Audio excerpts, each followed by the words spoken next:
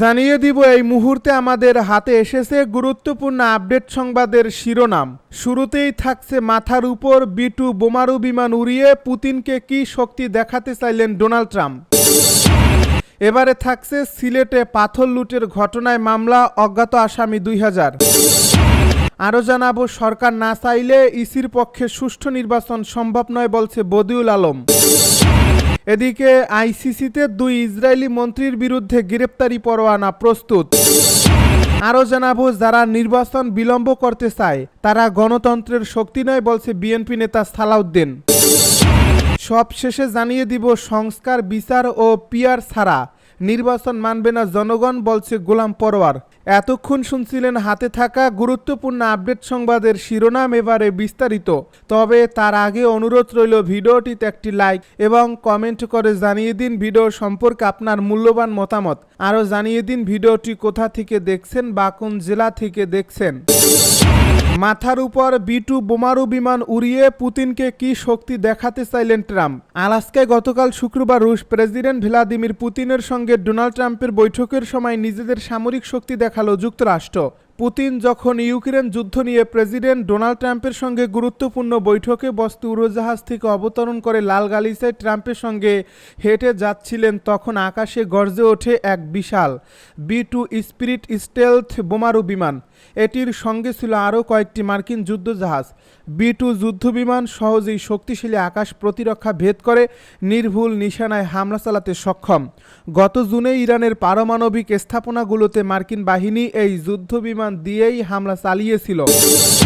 সিলেটে পাথর লুটের ঘটনায় মামলা, অজ্ঞাত আসামি 2000। সিলেটের কোম্পানীগঞ্জ উপজেলার ভোলাগঞ্জে পাথর কোয়ারি থেকে পাথর লুটের ঘটনায় মামলা করেছে খনিজ সম্পদ উন্নয়ন ব্যুরো।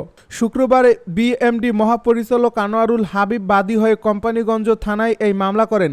এই মামলায় অজ্ঞাত 1.5 থেকে 2000 জনকে আসামি করা হয়েছে। কোম্পানীগঞ্জ থানার ভারপ্রাপ্ত কর্মকর্তা উজায়ের আল মাহমুদ আদনান এই তথ্য নিশ্চিত করেছেন।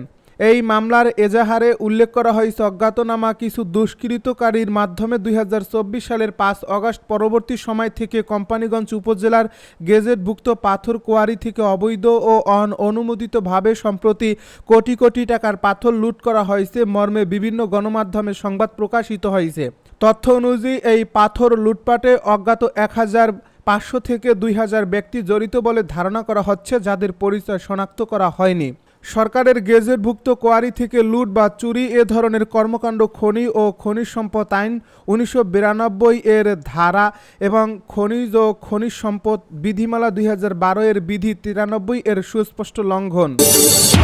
সরকার না চাইলে ইসির পক্ষে সুষ্ঠু নির্বাচন সম্ভব নয় বলছে বদিউল আলম। সরকার না চাইলে নির্বাচন কমিশনের পক্ষে সুষ্ঠু নির্বাচন করা সম্ভব নয় বলে জানিয়েছেন সুশাসনের জন্য নাগরিকের সম্পাদক ও নির্বাচন ব্যবস্থা সংস্কার কমিশনের প্রধান বদিউল আলম মজুমদার। শনিবার সকালে এফডিসিতে সুষ্ঠু নির্বাচন ইসির ভূমিকা নিয়ে আয়োজিত ছায়া সংসদে কথা বলেন তিনি। বদিউল আলম বলেন, দেশের স্বার্থে ফেব্রুয়ারির মধ্যে নির্বাচন হওয়া জরুরি, তবে লেভেল প্লেইং ফিল্ড তৈরি করতে না পারলে নির্বাচন পক্ষপাতদুষ্ট হবে। আর এবারও যদি বিতর্কিত নির্বাচন হয় তাহলে দেশ অনিশ্চিত ভবিষ্যতের দিকে অগ্রসর হবে। তিনি বলেন, পুরনো পদ্ধতিতে চললে আগের মতো নির্বাচন হবে, তাই সুষ্ঠু নির্বাচনের জন্য সংস্কার প্রয়োজন। নির্বাচন ব্যবস্থা সংস্কার কমিশনের প্রধান বলেন, সুষ্ঠু ও নিরপেক্ষ নির্বাচন আয়োজনে নির্বাচন কমিশনই একমাত্র অংশীজন না। রাজনৈতিক দলগুলো ইতিবাচক ভূমিকা পালন না করলে সুষ্ঠু নির্বাচন সম্ভব নয়।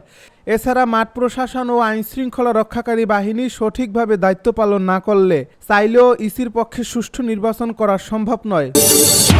আইসিসিতে 2 ইসরায়েলি মন্ত্রীর বিরুদ্ধে গ্রেপ্তারি পরোয়ানা প্রস্তুত। আন্তর্জাতিক অপরাধ আদালতে ইসরায়েলের জাতীয় নিরাপত্তা মন্ত্রী ইতামার বেন গভির এবং অর্থমন্ত্রী বেজালেল শোনমোটরিসের বিরুদ্ধে অ্যাপারথাইড অভিযোগে গ্রেপ্তারি পরোয়ানার আবেদনপত্র প্রস্তুত রয়েছে বলে মধ্যপ্রাচ্য ভিত্তিক সংবাদ মাধ্যম মিডল ইস্ট আই জানিয়েছে। আইসিসির একাধিক সূত্রে জানায়, প্রধান কৌশলী করিম খান মে মাসে ছুটিতে যাওয়ার আগেই এই 2টি মামলার প্রস্তুতি শেষ করেছিলেন। তবে আবেদন আদালতে জমা দেওয়ার আগেই তিনি সরে দাঁড়ান। বর্তমানে তার 2 ডেপুটি প্রসিকিউটরের হাতে এই ক্ষমতা থাকলেও যুক্তরাষ্ট্রের সম্ভাব্য নিষেধাজ্ঞার হুমকির কারণে তারা তা জমা দিচ্ছেন না বলে জানা গেছে। যদি এই পরোয়ানা জারি করা হয় তবে আন্তর্জাতিক আদালতে প্রথমবারের মতো অ্যাপারাথাইট অপরাধ হিসেবে চার্জ গঠন হবে। রোম সংবিধি অনুযায়ী অ্যাপারাথাইট মানবতা বিরোধী অপরাধ হিসেবে স্বীকৃত। যারা নির্বাচন বিলম্ব করতে চায় তারা গণতন্ত্রের শক্তি নয় বলছে সালাউদ্দিন। এবারও বিতর্কিত নির্বাচন হলে দেশ অনিশ্চিত ভবিষ্যতের দিকে অগ্রসর হবে বলে মন্তব্য করেছেন বিএনপির স্থায়ী কমিটির সদস্য সালাউদ্দিন আহমেদ। তিনি বলেন, যারা ইনিয়ে বিনিয়ে বিভিন্ন ধরনের কথা বলে নির্বাচন বিলম্বিত করতে চায় তারা গণতন্ত্রের শক্তি নয়। শনিবার নয়াপল্টনে বিএনপির কেন্দ্রীয় কার্যালয়ে বিএনপির চেয়ারপারসন বেগম খালেদা জিয়ার জন্মবার্ষিকী উপলক্ষে যুবদল আয়োজিত দোয়া মাহফিল ও আলোচনা অনুষ্ঠানে তিনি সব কথা বলেন। বিএনপি নেতা সালাউদ্দিন বলেন, বেগম খালেদা জিয়ার নির্দেশনা অনুযায়ী আলাপ আলোচনার মাধ্যমে গণতন্ত্রের পথে হাঁটছে বিএনপি। গণতান্ত্রিক রাষ্ট্র নির্মাণ করতে হলে ফ্যাসিবাদ বিরোধী শক্তিকে জাতীয় ঐক্যে পরিণত করতে হবে। তবে নির্বাচন নিয়ে কঠোর হুঁশিয়ারি উচ্চারণ করে বিএনপির এই নেতা বলেন, যারাই নির্বাচন বিলম্বের জন্য বিভিন্ন ধরনের কথা বলছে তাদের বিরুদ্ধে রুখে দাঁড়াবে দেশের জনগণ।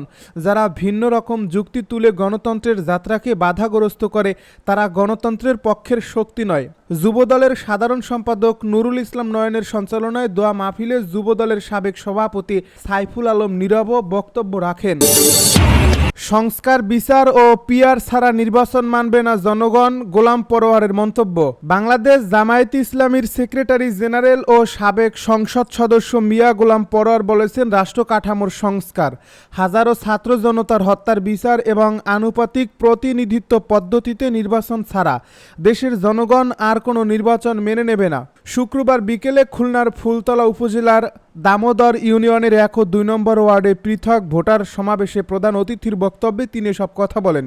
মিয়া গোলাম পরোয়ার বলেন, শেখ হাসিনার শাসনামল ছিল গুম, খুন, নির্যাতন ও বিরোধী মত দমনের এক দুঃসময়। এমনকি সামাজিক যোগাযোগ মাধ্যমেও মত প্রকাশের স্বাধীনতা ছিল না। তিনি আবরার ফাহাদের হত্যার উদাহরণ দিয়ে বলেন, শত শত বিরোধী দলের কর্মীকে হত্যা করা হয়েছে।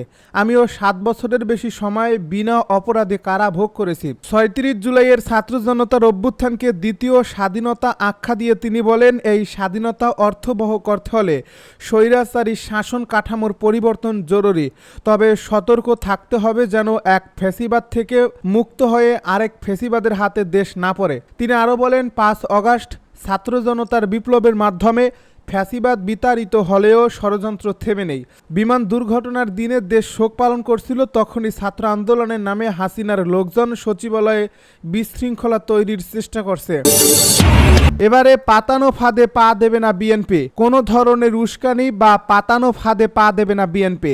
সব প্রতিকূল পরিবেশ মোকাবিলা করে নির্বাচন পর্যন্ত সর্বোচ্চ ধৈর্য ধারণ করবে দলটির নেতারা অনুধাবন করতে পারছেন সরকারের ভিতরে একটি অংশ জামায়াতে ইসলামী, এনসিপি, ইসলামী আন্দোলন সহ বেশ কিছু খুচরা রাজনৈতিক দল ফেব্রুয়ারির জাতীয় নির্বাচন ঠেকানোর চেষ্টা করছে।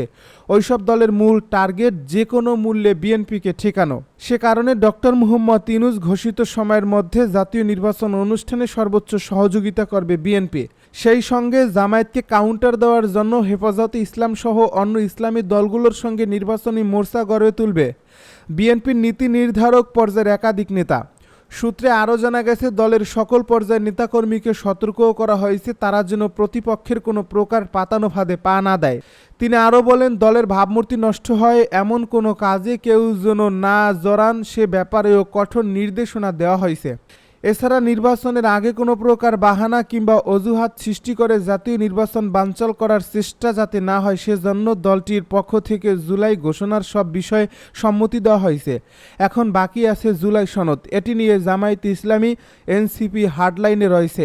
এনসিপির পক্ষ থেকে বলা হয়েছে জুলাই সনদ নিয়ে কোনো ছাড় দেওয়া যাবে না, যে কারণে এ ইস্যুতেই বিএনপি খুব সাবধানে অগ্রসর হবে। বিএনপির নেতারা মনে করছেন ফেব্রুয়ারিতে জাতীয় নির্বাচন ঠেকানোর জন্য নানাভাবে ফাঁদ পাতা হতে পারে। দেশের বৃহত্তর স্বার্থে সব ফাঁদ কৌশলে ও ধৈর্য সহকারে দলটি মোকাবেলা করবে। বিএনপি মনে করে বর্তমান সংকট উত্তরণে ফেব্রুয়ারিতে নির্বাচনের কোনো বিকল্প নেই। অন্যদিকে জামায়াতে ইসলামী জোট বা মোর্চার কাউন্টার হিসেবে হেফাজতে ইসলামকে কাছে টানছে বিএনপি।